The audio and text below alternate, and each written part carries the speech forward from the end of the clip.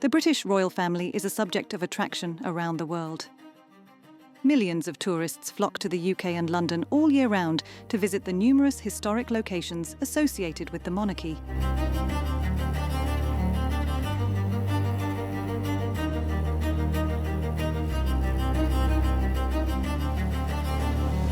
Their lives are consistently on display in the media, covered and speculated by national newspapers, and dramatised in TV adaptations like Netflix's The Crown. Arguably, the most followed aspects of the royal family have been the love stories, the relationships, the tragedies, royal babies and marriages, with the wedding of Prince William and Catherine Middleton, for example, peaking at a total of 36.7 million viewers. This infatuation with the royals has been aided by the emergence of social media and the internet. However, it was present over half a century before, near the dawn of the late Queen's reign.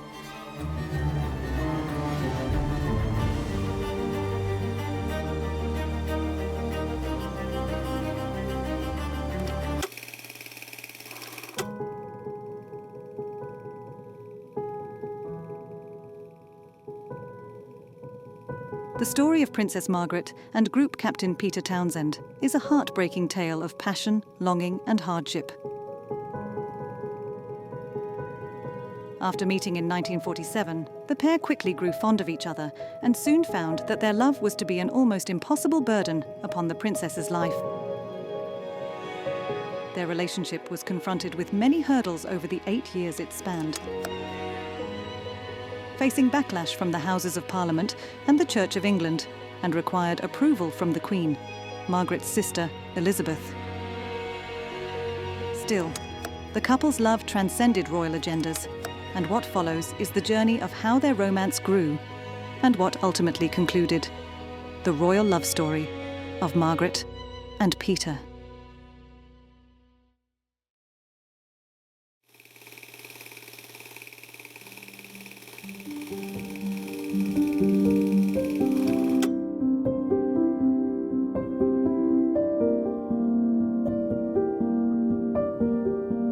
Peter Wooldridge Townsend was born in 1914 to Lieutenant Colonel Edward Copleston Townsend of the Indian Army and his wife Gladys, daughter of Herbert Hatcook of Hertford Hall, Cheshire. Living in Devon, the Townsend family tended to send its sons into the church or the armed forces. And from 1928 to 1932, Peter was private school educated at Haileybury and Imperial Service College. In 1930, he joined the Royal Air Force and trained at Cranwell RAF Station in Lincolnshire. 5 years later, Townsend was commissioned a pilot officer and joined No. 1 Squadron RAF in Tangmere, the oldest unit in the RAF. After being stationed in Singapore for the following year, he returned to Tangmere in 1937, where he was promoted to flying officer as a member of the No. 43 Squadron. 2 years later, Townsend was promoted again to flight lieutenant just 8 months before the outbreak of the Second World War.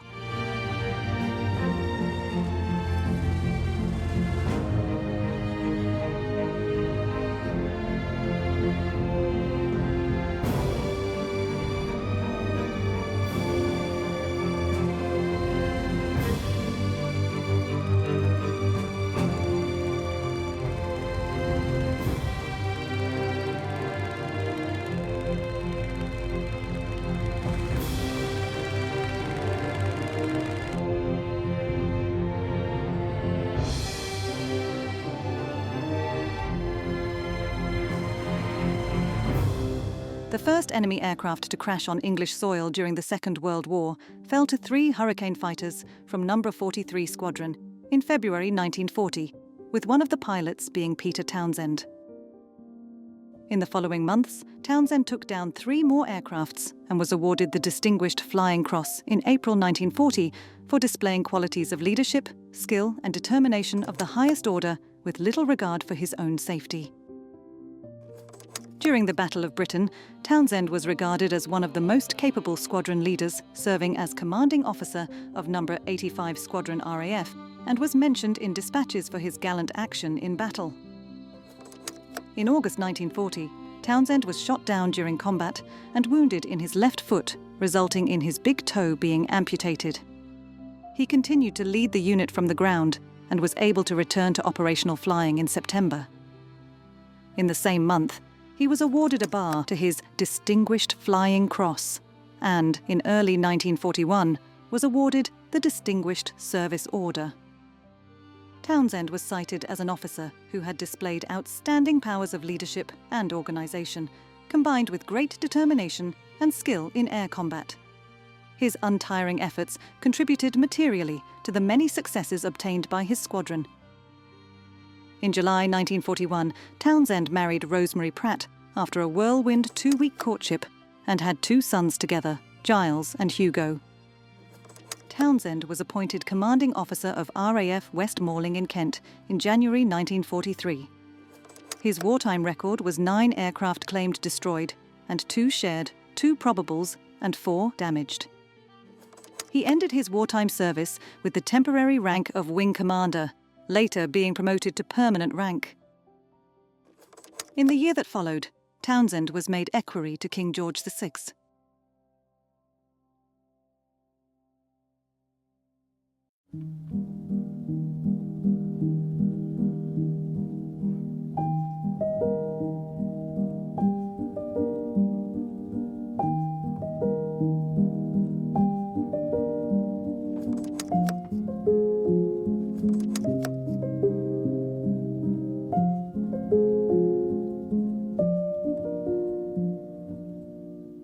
Princess Margaret, Countess of Snowdon, was born on the 21st of August 1930 at Glamis Castle in Scotland, her mother's ancestral home. Margaret was the younger daughter of Elizabeth, Duchess of York, and Prince Albert, Duke of York, the second son of King George V and Queen Mary. The registration of Princess Margaret's birth was delayed for several days to avoid her being numbered 13 in the parish register. She was baptised in the private chapel of Buckingham Palace in October 1930 by Cosmo Lang, the Archbishop of Canterbury. The princess's early life was spent primarily at their residences in Piccadilly and Windsor. She did have a happy childhood. You know, that King George VI, her father, or the Duke of York as he then was, he always referred to himself, his wife and 2 daughters as us 4. And they were a royal family within the broader royal family.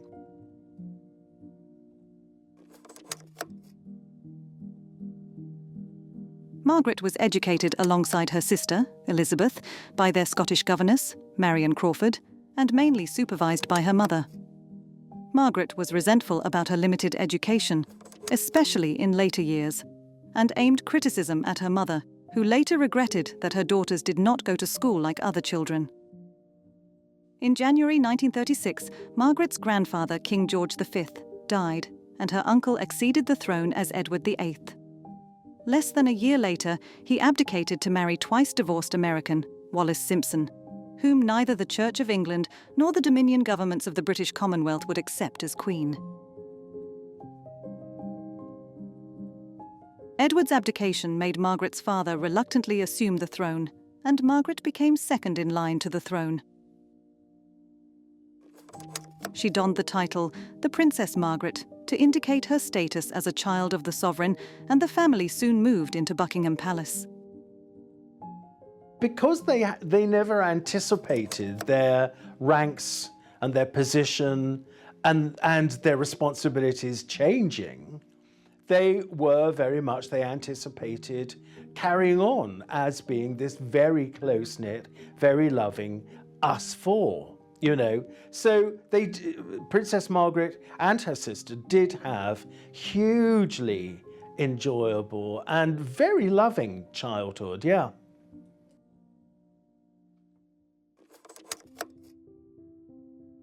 In Margaret's early childhood years, she was a brownie in the first Buckingham Palace Brownie Pack, formed in 1937, and was also a Girl Guide and a Sea Ranger.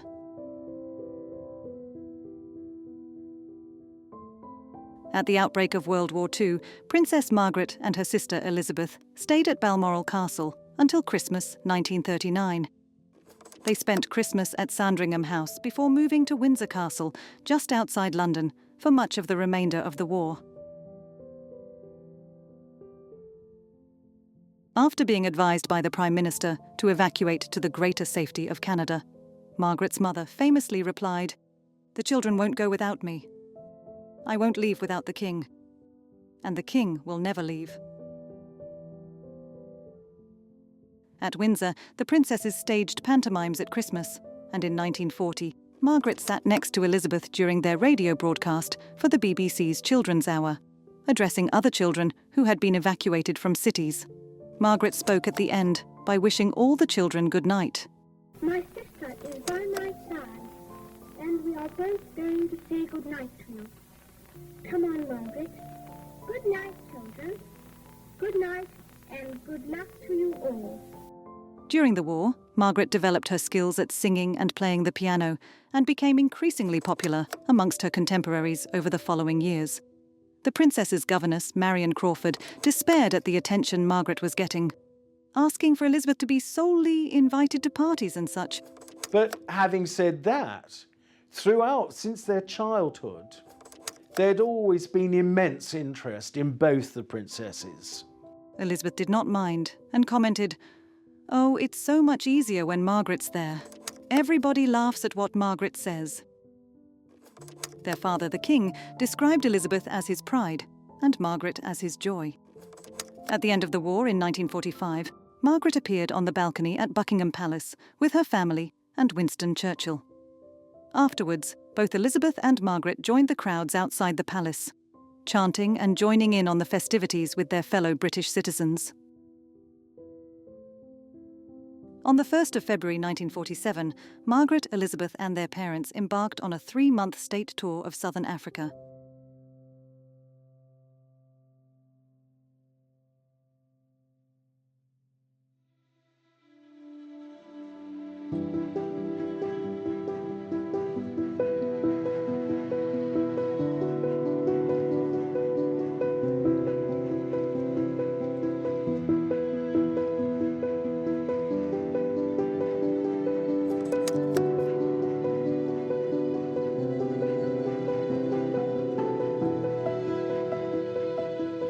Princess Margaret first met Peter Townsend on his first day as the King's equerry at Buckingham Palace in 1944. A temporary assignment of 3 months from the RAF became permanent. The King and Queen were fond of Townsend and saw the calm and efficient combat veteran as the son they never had. They may have been aware of Margaret's infatuation with Townsend, once seeing him reluctantly obey the princess's order to carry her up palace stairs after a party. Elizabeth reportedly told her sister, 13 years old, "Bad luck, he's married."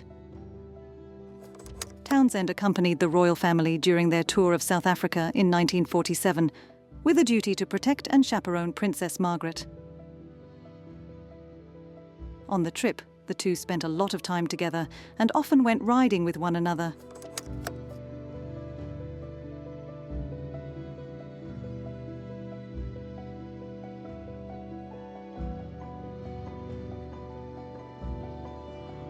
With his quick wit and boyish charm, Townsend rapidly became a popular member of the King's staff.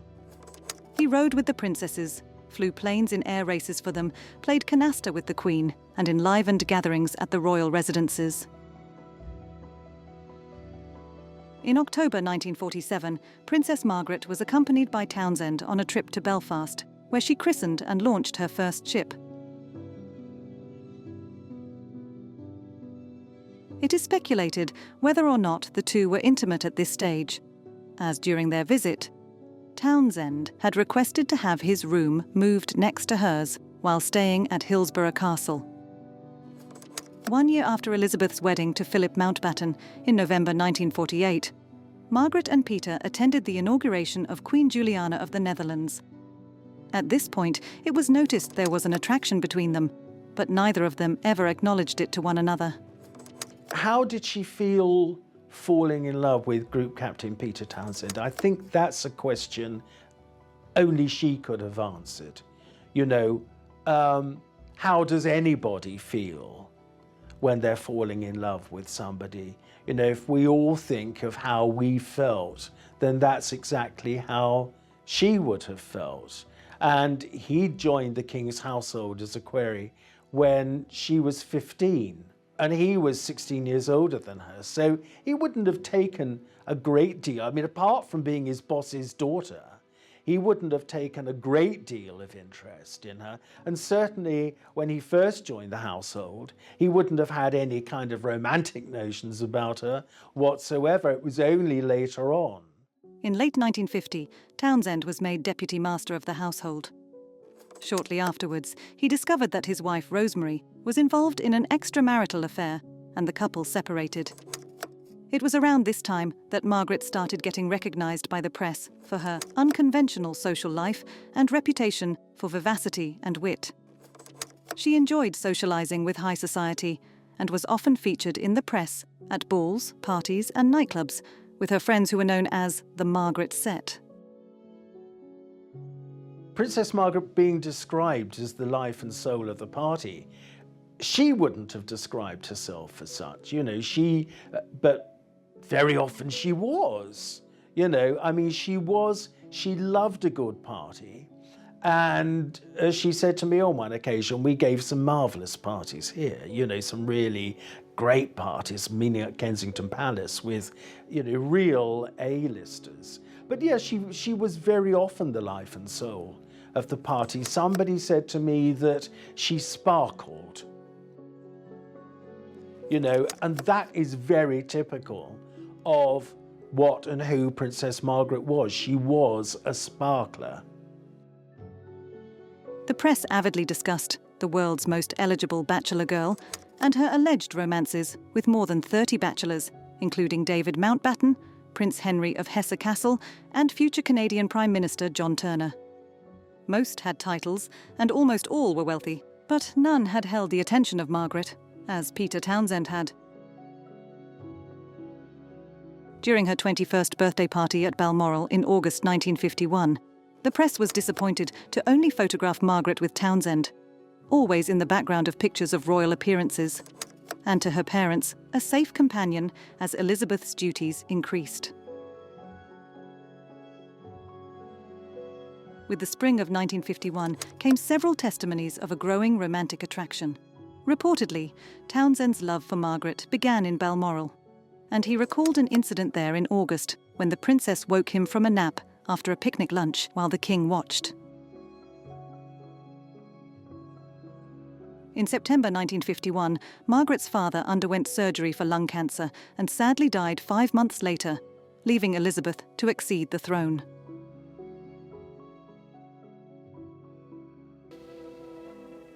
For the Queen, his daughter, the widowed Queen, his wife, and Princess Margaret, the great ordeal begins. The imperial crown, with its 3,000 jewels, glints in the fitful light as George VI returns to his sorrowing capital. Margaret was grief-stricken by her father's death and wrote, "He was such a wonderful person, the very heart and centre of our happy family."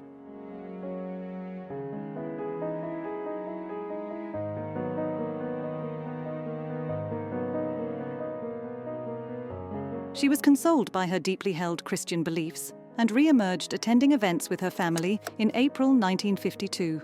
She returned to public duties and the social scene when official mourning ended in June. American newspapers noted her increasing vitality and speculated that she must be in love. After the king's death, Townsend was appointed comptroller of the Queen Mother's household. In June 1952, the estranged Townsends hosted Margaret, along with her sister Elizabeth and brother-in-law Philip, at a cocktail party at their home. The first reports that Townsend and Margaret wished to marry began in August 1952, but these remained uncommon. Townsend filed for divorce from Rosemary in November and was finalised in December. After the divorce, however, the rumours spread about him and Margaret, and their shared grief over the king's death likely helped them come together within the privacy of Margaret's apartment in Clarence House. Their feelings developed, and one reason for this was the loss of King George VI, the father, that she absolutely adored And I've always said that when people have said to me about Townsend being the great love of her life, no, he wasn't. In my view, the great love of her life, the man she absolutely loved, was her father.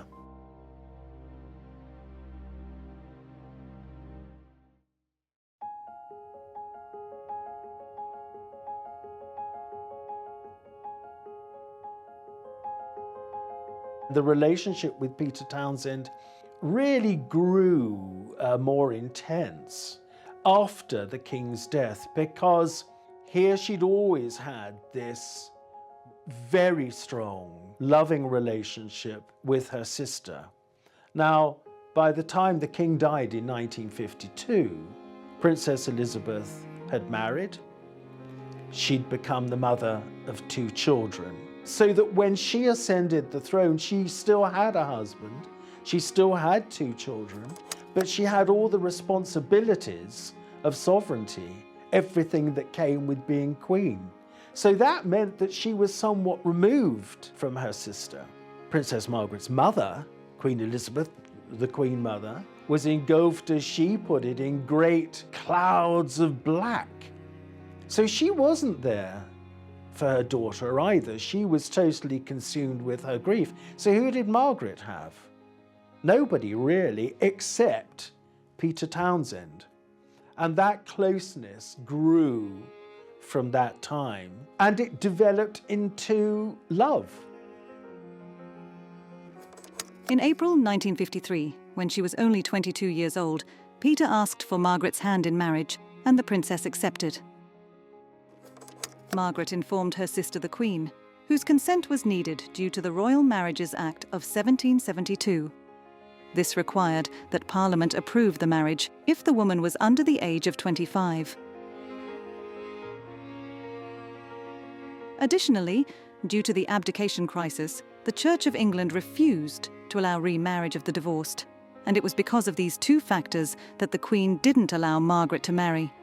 Instead, Elizabeth told her, "Under the circumstances, it isn't unreasonable for me to ask you to wait a year, and to keep the relationship secret until after the coronation." At the end of the year, Princess Margaret went back to the Queen and she said, "Okay, we've waited this year." Now, I'm convinced it was on ministerial advice that the Queen said, "I have to ask you to wait another year." For a while, the couple dated in secret, generating much speculation in foreign media.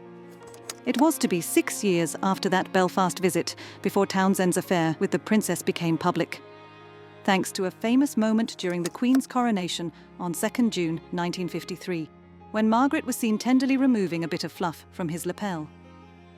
This spurred many tabloid headlines and front-page articles discussing the rumours, and marked the first actual public display of their romance. This was noticed because that was such an intimate gesture. It was very similar to way back in the 30s when Wallis Simpson was photographed putting her hand on the arm of the king. And that act of intimacy, you didn't do that sort of thing, but that act of intimacy then and in 1953 told these eagle-eyed journalists, something is going on here. And indeed it was. The constitutional crisis that the proposed marriage caused was outed to the public. The Queen was advised to post Townsend abroad, but she refused and instead transferred him from the Queen Mother's household to her own. Although Townsend did not accompany Margaret as planned on a tour of southern Rhodesia. While Winston Churchill personally approved of a lovely young royal lady married to a gallant young airman, the cabinet refused to approve the marriage, and the Archbishop of Canterbury did not approve of Margaret marrying a divorced man. Some opponents said that the marriage would threaten the monarchy, as her uncle, Edward VIII, had. The Church of England newspaper said that Margaret is a dutiful churchwoman who knows what strong views leaders of the church hold in this matter, but the Sunday Express, which had earlier supported Edward and Wallis, asked, if they want to marry, why shouldn't they? Churchill discussed the marriage at the 1953 Commonwealth Prime Ministers' Conference with other Dominion parliaments of the Commonwealth. After reaching a decision, they informed the Queen that both his cabinet and Dominion Prime Ministers were against the marriage, and that Parliament would not approve a marriage unrecognised by the Church of England unless Margaret renounced her rights to the throne. At that time, it was thought that she would have to give up her title, give up her civil list income, give up everything to make what would have been a civil marriage with Peter Townsend. A religious marriage would have been out of the question. Prince Philip was the most opposed to Townsend in the royal family, and although Margaret's mother and sister wanted her to be happy, they could not approve of the marriage. Besides his recent divorce, Townsend and Margaret faced both financial and constitutional problems. Margaret did not possess her sister's large fortune and would need allowances provided by the civil list and Parliament. She did not object to being removed from the line of succession to the throne, but receiving parliamentary approval for the marriage would be difficult and uncertain. Elizabeth told the couple to wait until 1955, when Margaret would be 25, avoiding the Queen having to publicly disapprove of her sister's marriage. It is absolutely not true to say, as has been said, that the Queen prevented them from marrying. She didn't at all. The Queen stood back and she said to Princess Margaret, "This is a decision that you are going to have to make." And the Queen did not want to influence and did not influence her sister in any shape or form. Her attitude was, "I can't do anything. You have to decide what you want to do."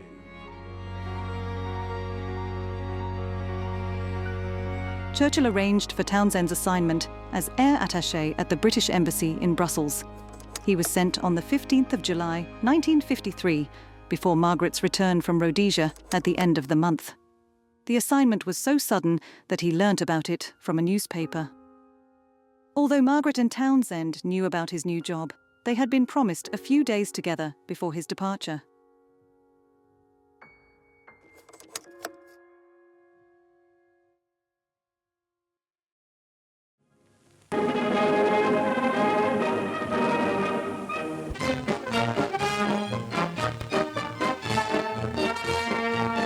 Crowds in London as the British capital officially welcomes Princess Margaret home from her Caribbean tour. At the Lord Mayor's Mansion House, she's toasted at a luncheon, apparently undisturbed by rumors that she plans to wed. She addresses the distinguished gathering. As I stand here in the city of London, my mind is full of the wonderful scenery through which I have been fortunate enough to travel during the past few weeks. Of waving fields. Even as the princess speaks, speculations of her marriage are intriguing Britons. The rumors and headlines whether she'll wed RAF Group Captain Peter Townsend spread overseas. Captain Townsend, the war hero, is 40 years old and has been married previously. At present, he is British air attaché in Brussels. To marry Captain Townsend, a commoner, Princess Margaret would presumably renounce her right to succession to Britain's throne. She will be 25 in August and free to marry without consent of Queen Elizabeth, her sister. While there is only silence from Buckingham Palace, reports persist that Margaret will announce her engagement about June 1st. For 2 years, press speculation continued. While in Brussels, Townsend avoided parties and being seen with women, and instead improved his French and horsemanship, participating in show jumping and races. The couple were not restricted on communicating by mail and telephone, and Townsend secretly travelled to Britain. While the palace was aware of one visit, he made other trips for nights and weekends with the princess at Clarence House and friends' homes. That spring, Townsend for the first time spoke to the press. "I am sick of being made to hide in my apartment like a thief, and that whether he could marry involves more people than myself." He believed that his exile from Margaret would soon end. Their love was strong, and that the British people would support their marriage. The press described Margaret's 25th birthday, the 21st of August 1955, as the day she was free to marry, and expected an announcement about Townsend soon, with 300 journalists waiting outside Balmoral. On the 12th of October, Townsend returned from Brussels as Margaret's suitor. The royal family devised a system in which it did not host Townsend, but he and Margaret formally courted each other at dinner parties hosted by friends. Although the couple was never seen together in public during this time, the general consensus was that they would marry. Crowds waited outside Clarence House, and a global audience read daily updates and rumours on newspaper front pages. Buckingham Palace made a request to the press to respect Margaret's privacy, to which observers took as evidence of an imminent engagement announcement.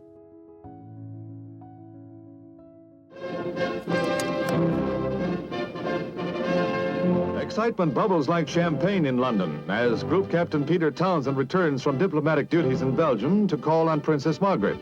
Another, possibly a climactic phase, opens in the much-publicized royal romance that's had the Western world agog. The Queen and her family are watched with keenest attention for a hint of what the ultimate decision may be, yes or no, and what will the princess herself decide. All the world loves a lover, and there's nothing like a happy ending to a royal love story for national rapture. Britain watches with breathless anticipation an exciting week that reunites the sweethearts, brings the captain to dinner at the palace, and closets the royal family with the Archbishop of Canterbury, main opponent of the marriage. Captain Townsend seems unruffled by the tension, but the consensus is something definite had better happen soon, or an overwrought nation may just give way. The public was surprised when the announcement was never made, and it was unclear why.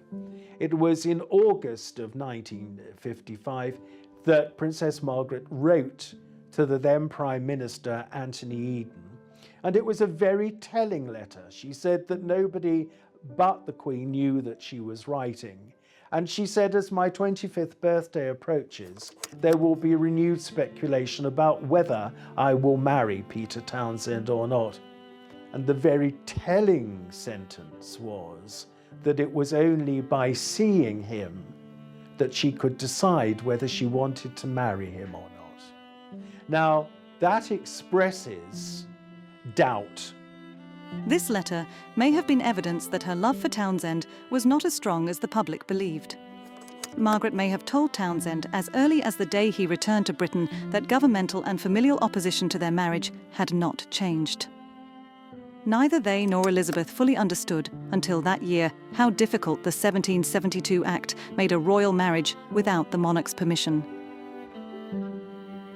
The media continued to release headlines speculating and exaggerating about the couple's relationship, and in doing so, created more tension for them both to deal with.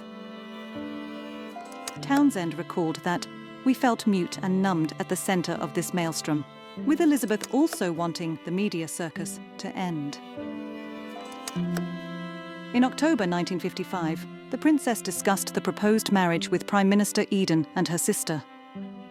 Elizabeth and Eden, who had been divorced and remarried himself, planned to amend the 1772 Act. The government had a change of heart, and it was doing a U-turn. Now, we don't know how much Princess Margaret knew of this, but the government U-turn was that if they wanted to, they could marry. The princess would have lost nothing except her place in the line of succession.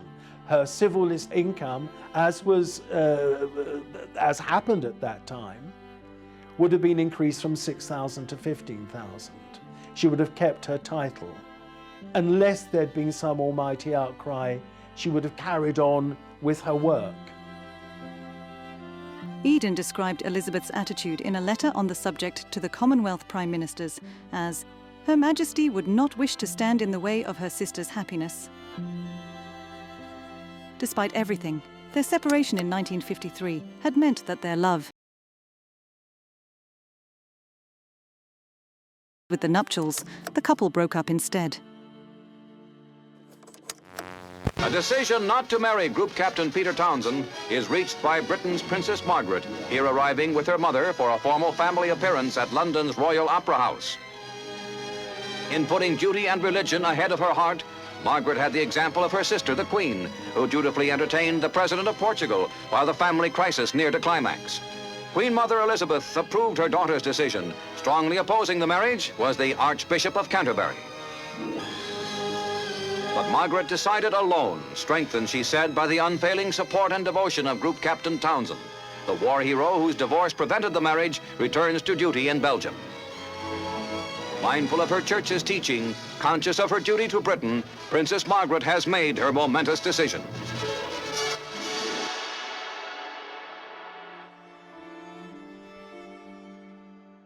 On the 31st of October, 1955, the Princess issued a statement.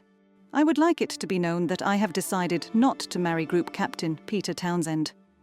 I have been aware that, subject to my renouncing my rights of succession, it might have been possible for me to contract a civil marriage. But mindful of the Church's teachings that Christian marriage is indissoluble and conscious of my duty to the Commonwealth, I have resolved to put these considerations before others.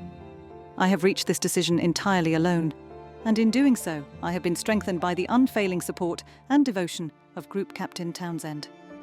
My own sense was that she decided that although there was still a residual affection, and I think it applied to him too, they were no longer sufficiently in love to marry. Thoroughly drained, thoroughly demoralised, Margaret later confessed, she and Townsend had penned the statement together. When the Queen Mother's private secretary suggested removing the word devotion, Margaret stood her ground. She refused to alter the sentiment, believing it essential to convey the depth of their bond. The statement, signed simply Margaret, marked the first official confirmation of her relationship with Townsend. The reaction across Britain was swift and divided. Some Britons were disbelieving or angry, unable to accept the news, while others felt proud of Margaret for choosing duty and faith over personal desire. The newspapers mirrored this split, with opinions evenly divided on the matter. Varied reactions ran among the populace. Men largely displayed indifference or criticism towards the couple, whereas women showed great interest, whether supportive or disapproving. In the midst of this turmoil, a group of notable figures from the younger generation decided to voice their opinion in an open letter that was published in the Daily Express on the 4th of November. The letter boldly declared that the end of the relationship had laid bare the hypocrisy of the establishment and, by extension, the nation. It resonated with many, striking a chord in a society grappling with its values and the evolving concept of duty and personal freedom. Townsend reminisced, "We had reached the end of the road. Our feelings for one another were unchanged, but they had incurred for us a burden so great that we decided together to lay it down." The Associated Press interpreted Margaret's statement as almost a rededication of her life to her royal duties, suggesting that any future marriage for her was unlikely. Indeed, the princess might have believed she would never marry, given that most of her eligible male friends were no longer bachelors after her long relationship with Townsend. Journalist Norman Barrymane concurred, stating that Margaret's intention with the statement was to signal that she would never marry. However, he noted that Townsend likely did not take this as a definitive vow. To avoid complicating her life further, he chose to leave Britain for 2 years. Reflecting on their decision, Townsend said, "We both had a feeling of unimaginable relief.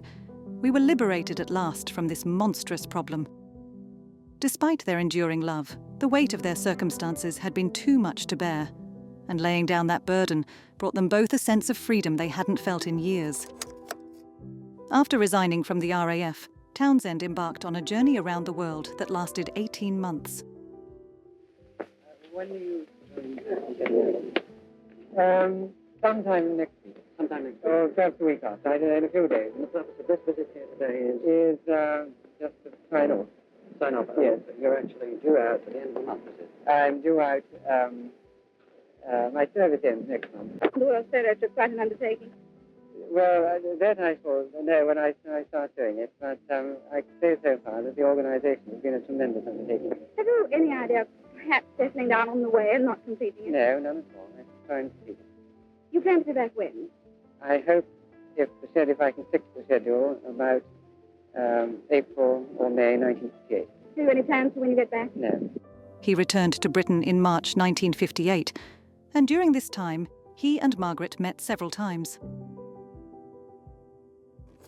However, their encounters couldn't escape the relentless scrutiny of the press, nor could they avoid the continuing disapproval of the royal family.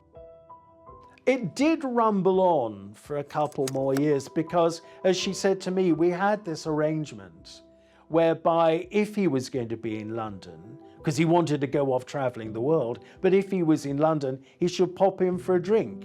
Well, the minute that they tried that, the press was still camped out outside the gates of Clarence House where she lived with her mother. And she said to me, it just wouldn't work. It just didn't work. You know, because it was the start of renewed speculation. There was even one headline, "They're together again." Whoa, this is, you know, and the reason being, of course, that nobody knew the truth behind the matter, that they were no longer sufficiently in love. That is why they didn't marry, you know, and they got on with their lives. Realising the impossibility of their situation, Townsend left Britain once more to write a book about his travels.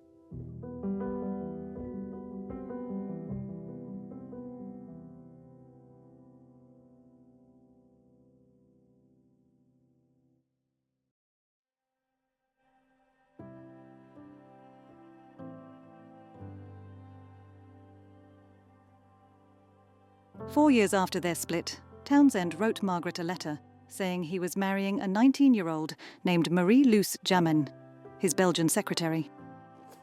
In 1959, she wrote back to Townsend after he informed her of his plans to remarry, accusing him of betraying their vow not to marry anyone else and requesting that her love letters to him be destroyed. Townsend claimed he honoured her request, though he kept the letter and an envelope containing burned fragments of their vow. Eventually, he destroyed these remnants as well. Interestingly, Townsend was apparently unaware that Margaret had already broken their pact with a brief engagement to Billy Wallace, a fact that wasn't revealed until many years later. In October 1959, Margaret got engaged to photographer Anthony Armstrong Jones.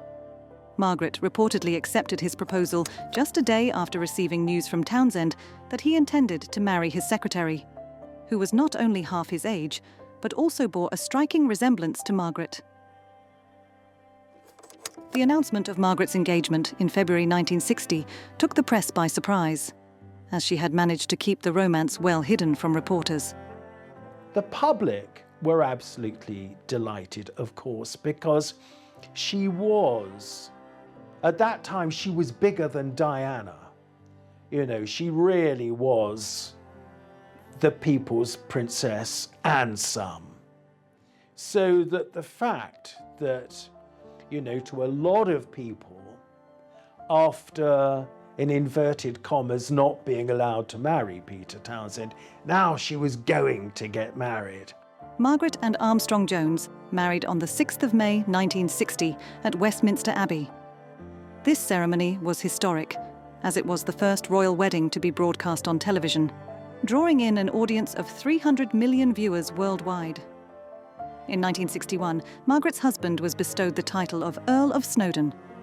Their family quickly grew with the arrival of their first child, David, and 3 years later their second, Sarah.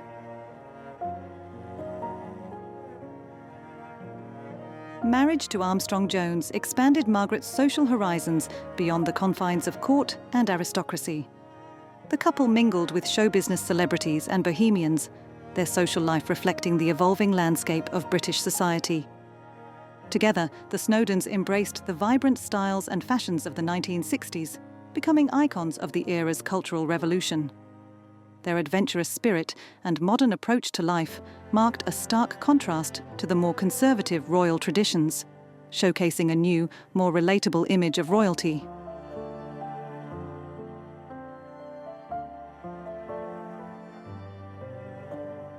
However, both parties in the marriage regularly engaged in extramarital relationships. By 1963, the marriage was in trouble.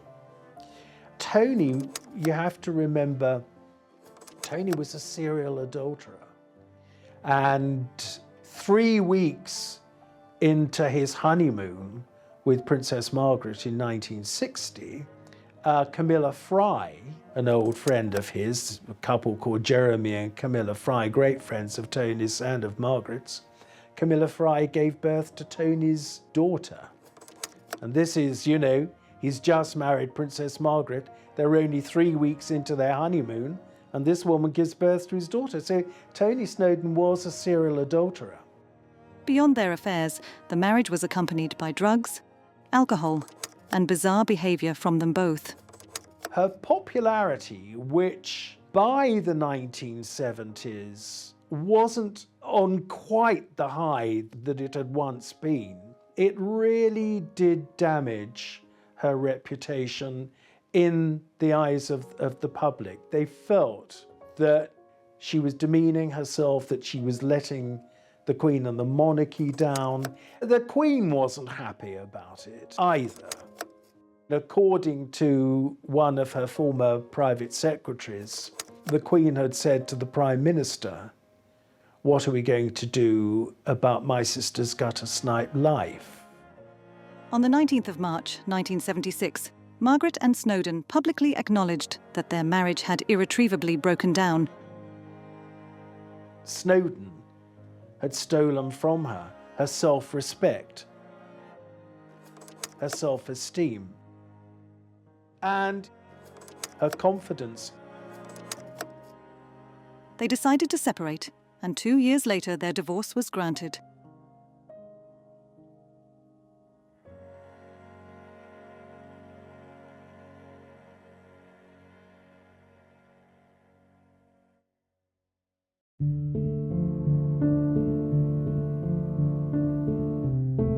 In October 1993, a close friend of Margaret revealed that she had met with Townsend.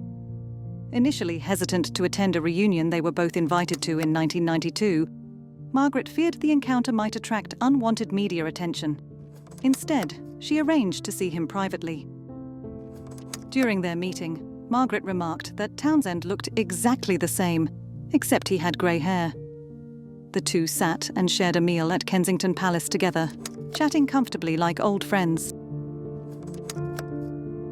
It was the last time they saw each other. Sadly, Townsend died of stomach cancer in 1995 at the age of 80. And 7 years later, in 2002, Margaret also passed away due to a number of health issues. She was a great character. You know, she really, really was. I sometimes wish it had been possible for the public to have known how thoughtful and kind and loving she could be, in contrast to the stories of how difficult she could be. Over the years, the pair exchanged love letters, which are preserved in the Royal Archives and will remain inaccessible to the public until February 2030, 100 years after Margaret's birth. Perhaps then, we will finally truly understand the love that the two had for each other and put an end to the century-long speculation.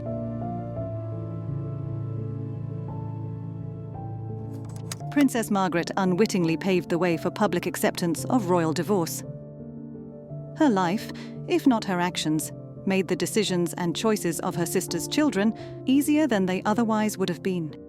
It laid the future, in a sense, so that when 3 of the Queen's 4 children ended up being divorced, it wasn't something that people would say, "Oh, shock, horror," you know.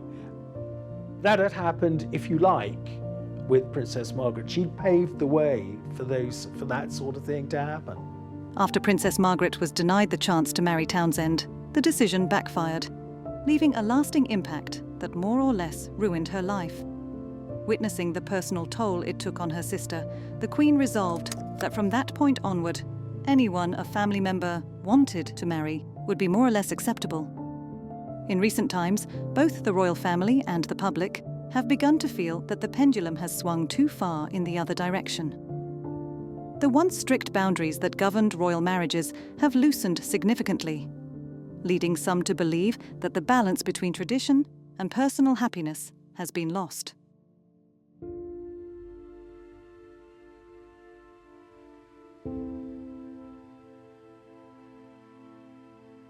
The story of Margaret and Peter's love remains a difficult and enduring one.